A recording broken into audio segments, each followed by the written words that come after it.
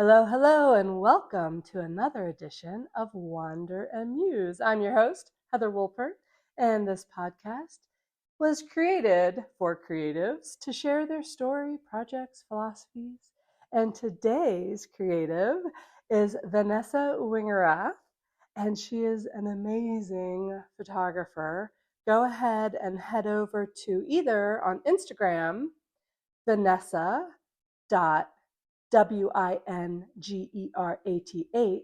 or over to her website at wildrosewomanphotography.com so you can see what we're talking about as we get started. Good morning, Vanessa. Good morning, Heather. It's so nice to have you here. Yeah, it's great to be here. Yeah.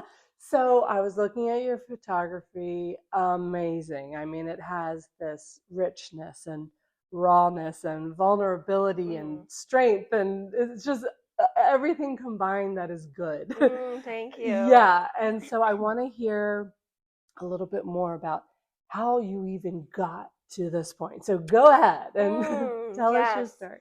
I was a doula Okay. for several years after I had my second kid. Uh-huh. And I think it was actually when the pandemic hit that I, it was bumpy. Like I wasn't sure if I was going to be able to go to my clients' births in the hospital. Definitely. And like the rug went out from under me, kind of like, well, what am I doing? What am What's I doing? next? Well, Yeah. what is this? So I decided to become a birth photographer. In addition to being a doula, I love learning. I was just like, oh, I'm gonna take this on. And I really I didn't know anything about photography at that point. Oh, really? I was just okay. like, I'm already there in the room at these births. Like, I should be taking photos. So I took, I did a little bit of research. I did like a little online course, really not much. And then I just spent a bunch of money on a camera and lenses and stuff. Sometimes you have to do that. Yeah, I just went all in. Good for you. And I started photographing the births that I was already being invited to as a doula. From there, I kind of decided that I didn't want to attend births in the system anymore. I still attend births sometimes, but only births outside the system. And I wanted to photograph a lot more than just birth. So I started doing maternity photo shoots and postpartum photo shoots. And then I was like, wait a minute, this is for all women. This needs to be and then, the inspiration of wild woman photography came to me, and I started doing that actually at a retreat that I hosted. Okay. Yeah. So that's fantastic. How it started. Yeah. Yeah, and that's just how life is sometimes. It's just you have this idea, maybe you're already kind of going in this direction, but then you're like, okay, there's still something else. What else is that? So it takes a little time to figure it out. And I'm very familiar with doulas. My oldest sister was a doula, and I used doulas for both my births. But just for people who don't know, just explain what a doula is, since you've mentioned that a couple times. Yeah, a doula is a non-medical birth attendant who you hire to be at your birth. Exactly. In addition to whatever other medical providers that you have. A midwife. Or a midwife or an OB. And now I call myself a birth keeper, actually. Okay. But tell me about that. So I call myself a birth keeper now because I don't really work in the doula model anymore. Gotcha. I don't work as someone who is present in a setting with lots of other medical professionals. Gotcha. I attend births now, only free births at home where there's no medical professionals. Gotcha. I believe it was on your About page, one of your blogs, something like that. There's a quote from you that said, "I take photographs so we can see and be moved by the female experience of bleeding, birth, death, and rebirth." So expand on that, because I read that. I was like, well, let me read that again. Ooh, so talk about that, because that's pretty powerful. Did I say that? I don't even remember that. I thought it was pretty powerful. Thank you for bringing that up. Yeah. I had my first child almost 11 years ago now. Okay. And I feel like stepping into the role of mother was a rite of passage for me, the way it is really for everyone. Sure. But it really changed me in so many ways. Okay. And it really unleashed like this creative side that, whereas Ooh. before, like I didn't really like give time and space for my creative efforts in life Okay. before I had my first child. And I was just so like, I was so empowered by my first, second, and third birth, and then like all the births I attended as a doula. Right. That, and then I started to realize that, like, wait, like, yeah, birth is a rite of passage, but also like we have other rites of passage, like our Sure. first bleed. And like, you know, as girls, like that's not really honored. That's something that's more like shamed. Oh. And then there's, you know, of course there's menopause, and Right. there's, you know, there's like, you know, when your children are out of the house and you like claim more time and space for yourself, there are like Right. these moments in a woman's life that are really like marked by the power of her body and our connection to the earth. Right. And I feel like that's something that's just, it's so natural and raw, and it's just like right there for us all the time. Right. But we don't, in our culture, we're not encouraged to live in that place. That's true. So I feel like my photos are that's what they're showing. They're showing like we are wild creatures. Right. And we are powerful. Definitely. Yeah. You remind me of the book, The Red Tent. Oh, I feel gosh, that everyone should read The Red Tent. Oh, yes, I read it for the first time when I was 16, and then reread it again recently. Yes, it's so good. And that's interesting too. I like that idea of reading it as a teenager and then reading it later in life as a woman, because your perspective is going to shift a little bit too. So absolutely. That's very cool. Definitely. And also on your website, I mean, I want to mostly talk about your photography because it's so amazing, but I'm seeing these other things that you're into that I want to give you an opportunity to share these as well, like the Shakti yoga. Talk a little bit about that. Oh, thank you for bringing that up. Yeah. So Shakti yoga was created by my teacher, Jasmine Rose, who's in Australia. And it is yoga for the female body. It is yoga, it's womb-based yoga. So it's really different from like conventional like asana that we go to a yoga studio and do. We do shaking, we do free organic movement, we do spiraling around the womb, and it's a practice that can really get you into an altered state. And it really connects you with goddess, with the feminine, with the power that lives within you. So this is a spiritual practice that I teach. I love it. And it's something that, you know, can be taken in little pieces. And once you own it for yourself, it's life-changing. It really is. And is it in a group setting or one-on-one or both? Both. Anything. Yeah, I teach it in a group setting. Because some people their comfort level might be where they want the one-on-one, just so they can open up a little bit more. Yeah, I'm going to launch a program in January that's going to be online, so that you can, it is in a group, but you can turn your video off and you can be by yourself doing the practice. But I also teach it in person here in Tucson, in-person classes. And I always bring in Shakti Yoga to my retreats as well. Oh, fantastic. So January what? I don't have the exact date yet. But people can visit wildrosewomanphotography.com. Yeah, they can also visit VanessaWingerath.com. I have another website. Oh, good. Yeah, and it'll be all over my Instagram as well. 4 weeks of feminine fire. Ooh, I like that a lot. You. Wow. So with your photography, like I was saying, there's just this, you know, warmth and power and just, you know, very, very grounded, very, goddess power. What do you do to help your clients, you know, relax at that initial moment? Because I would imagine it'd be something like going to a nude beach where the first 30 seconds you're a little awkward, but then once you're like, everybody's different and everybody's just fine, then you relax and everything's cool. Is that how it is? Or do you have some tips? What do you do to relax them? Well, first of all, not everybody wants to get naked in the photos, and that's totally fine.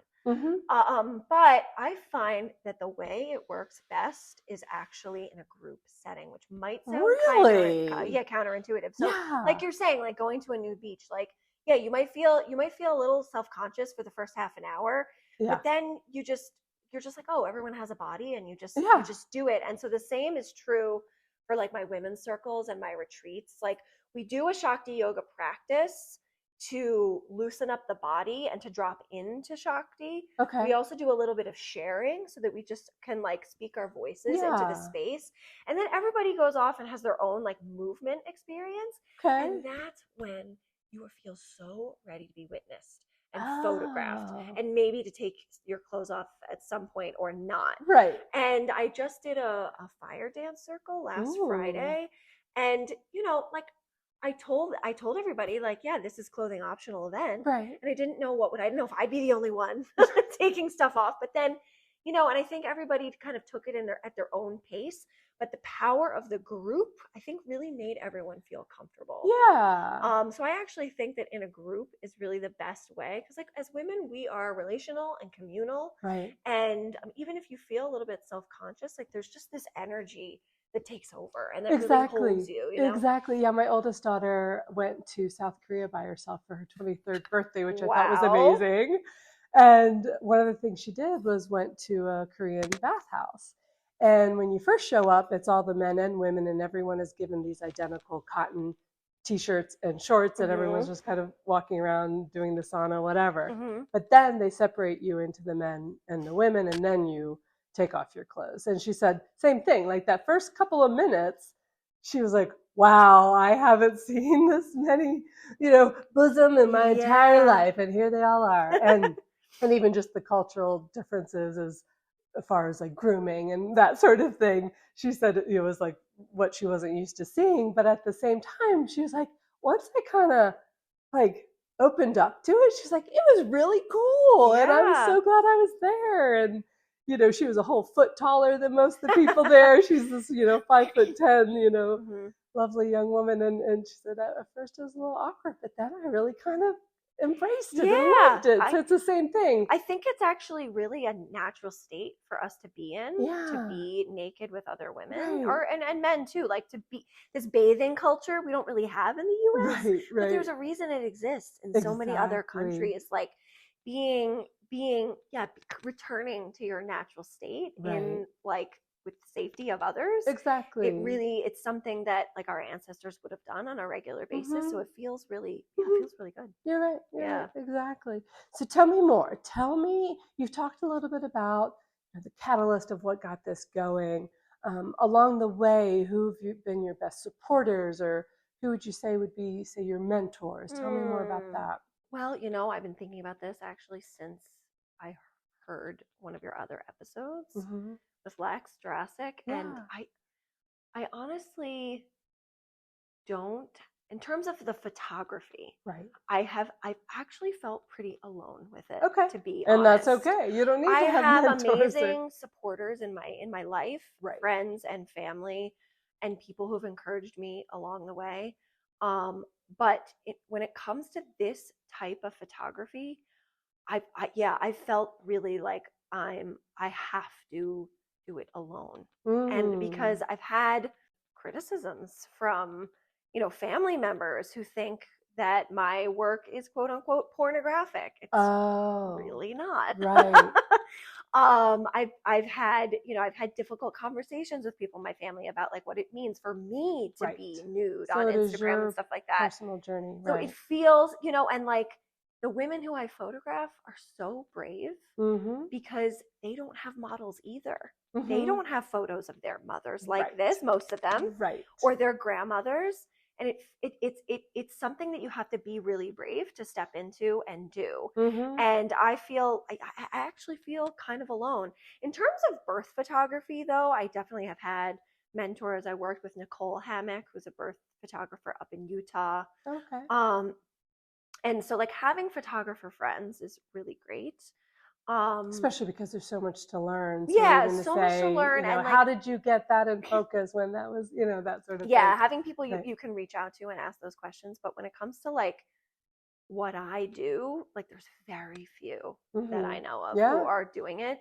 So I really feel like I have to just rely on myself, which can be lonely. Yeah, I bet it can be. But also empowering. Like I'm doing it. I'm doing it, regardless of what feedback I get. This is what myself. I'm called. Yeah, exactly. It's what you're called to do.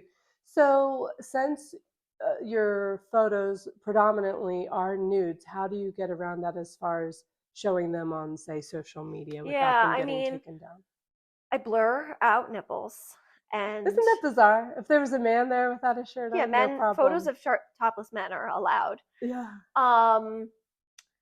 But even when I blur the nipples, sometimes they get flagged, which means that like they won't be shown to anyone other than my followers. Okay. So, I mean, whatever. Like, right. Instagram is not like the best place for this type of work. So, sure.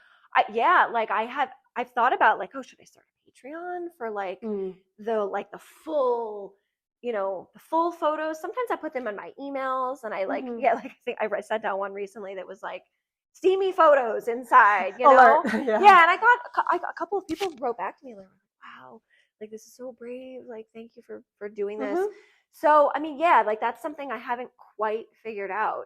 There is, I'm sure you're aware, there's the Tucson Erotic Art Show here in town that I had 2 pieces in last year, and that was actually the first time I saw something of mine hanging on a wall. Wow. And people were there, and it was actually like one of the most vanilla things at the show.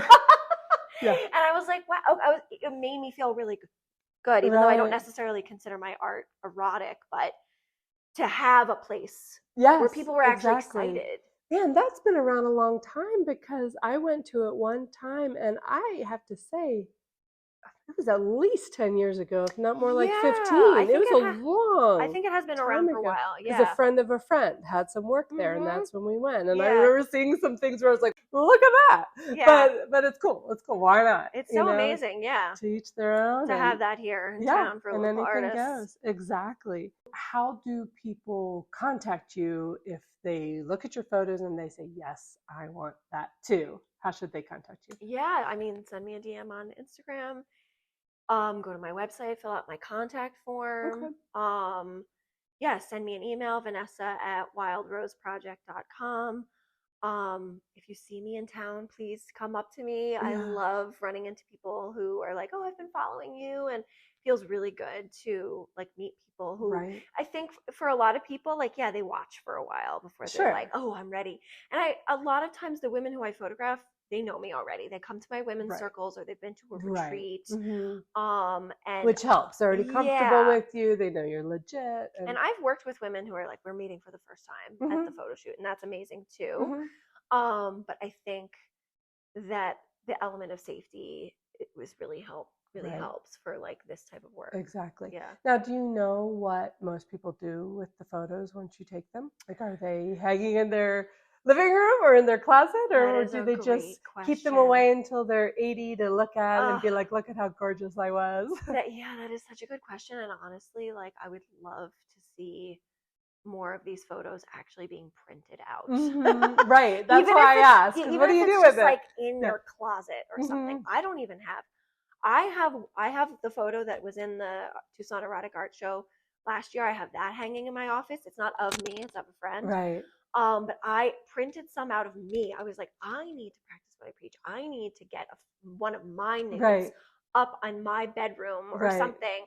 I think it's edgy for people. I think like with birth photography, I will often hear from former clients that like they look at the photos on their child's birthday. And it's like this really beautiful way to celebrate and to re-experience and to show their children like this is what it was like. Exactly. Some women use the photos for their own businesses. Okay. Which is really great, like on their own materials. Like if they're advertising something, they'll put one of their photos. Okay. Yeah, and I think for some women, it's really just about that moment of receiving the photos in the email and looking at them and being like, wow, like I took photos of my best friend from high school, like kind of last minute, like we didn't even really plan it.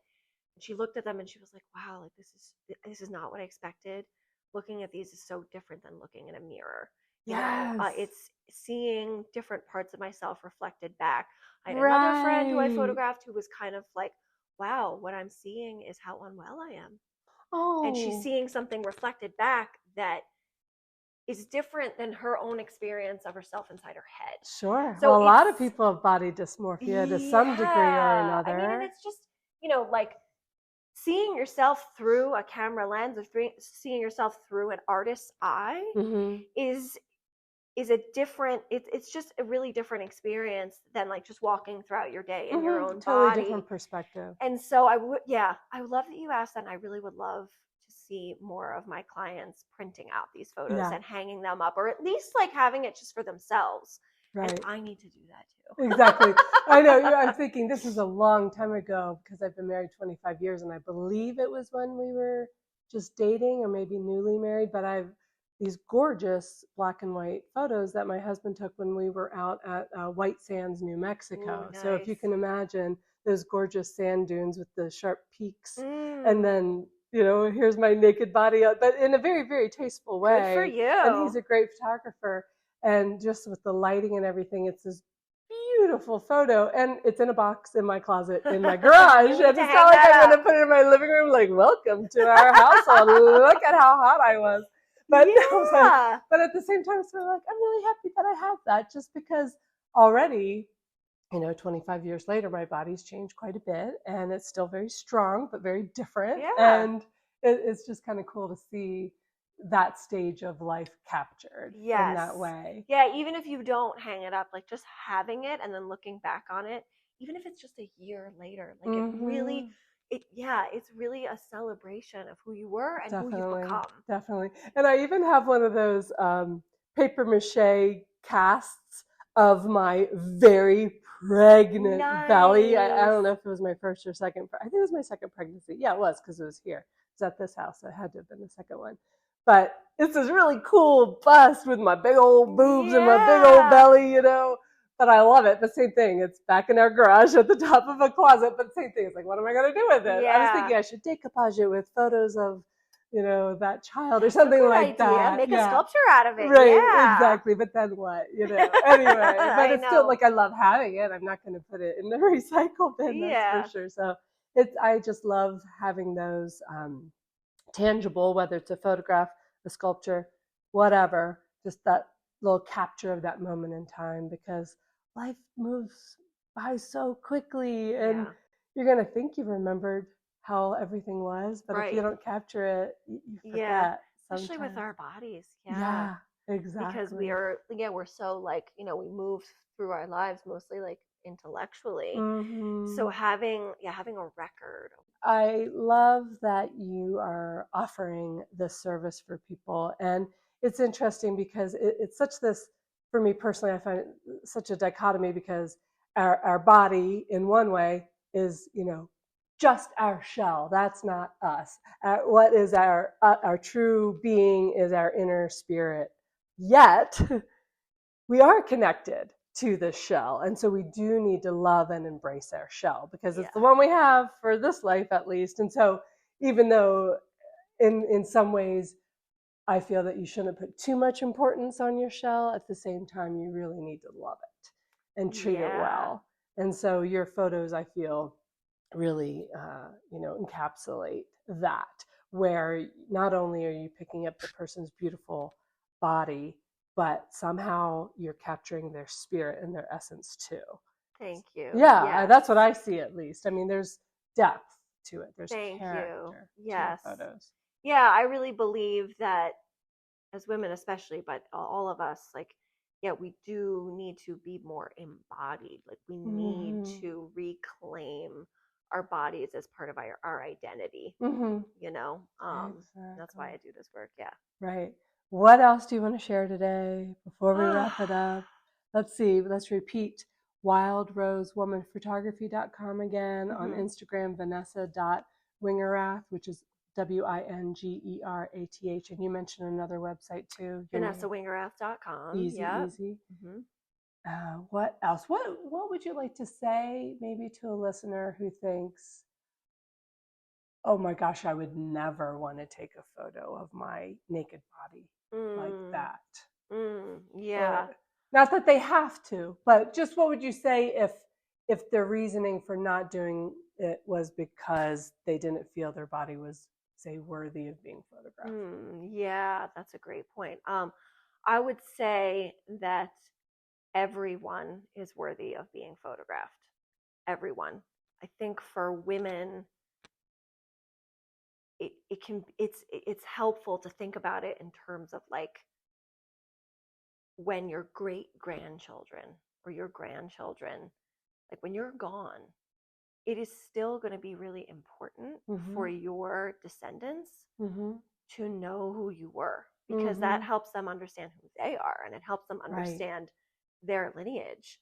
So, you know, as moms, often, like, it's just very common for us to like delete photos that we don't like. I know. Like, you know, like send a photo my of just the kids. Yeah. Exactly. Yeah. And it's like to come up with all these reasons why, you know, we shouldn't be photographed. Right. Which standing behind which the kids. I understand, you know, like it's really like ingrained in us that like if we're not perfect, then we don't have the right to be like photographed or to be even have the worth or to be shown. So I would just say, like, get curious about that, like instinct, that like knee jerk, like, oh no, not me. Because then what are you leaving behind? Exactly. And it's not just about like the actual photo, it's like what parts of you have you like not checked in with in a while, you know? It's not just about like, should I get some naked photos? It's like, okay, but should I maybe like just acknowledge my body? Should I take care of my body? Should I get curious about what's in my womb space? Exactly. So does that answer the I think question? that's a really good answer. Yeah, and that's why I have all these other offerings besides just the photography, because photography is not for everyone. Sure. But like joining a group class or a group retreat or a women's circle and just like being seen in your fullness, whatever that means, can really be life-changing. I agree. That's so cool. And I'm so happy that you have one coming up in January.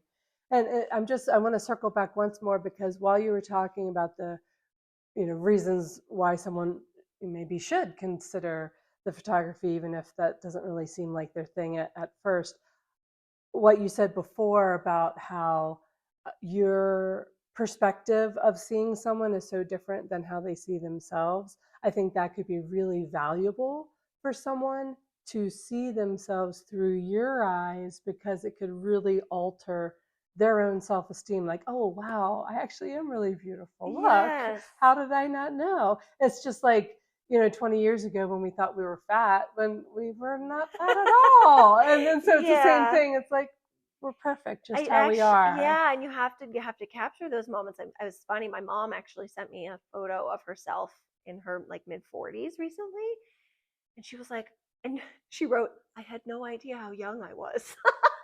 I love it. And it's just, you know, it's so true. It's like, remember, like that, like, yeah, this moment is always going to be the before moment of something. Yes. Or it's going to be the younger moment, or or it's going to be like the more naive or the less mature, or it's going to be like before this happened, or you know, or it's going to be like, oh, I look back, that's when I really started to take care of myself, or that's when I really started to step into my power. And like nobody else is going to document your journey, like if you don't. So.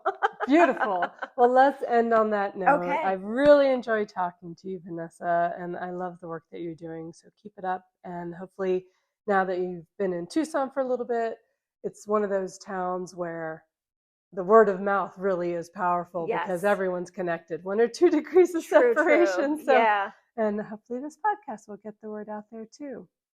If someone listening, you're welcome.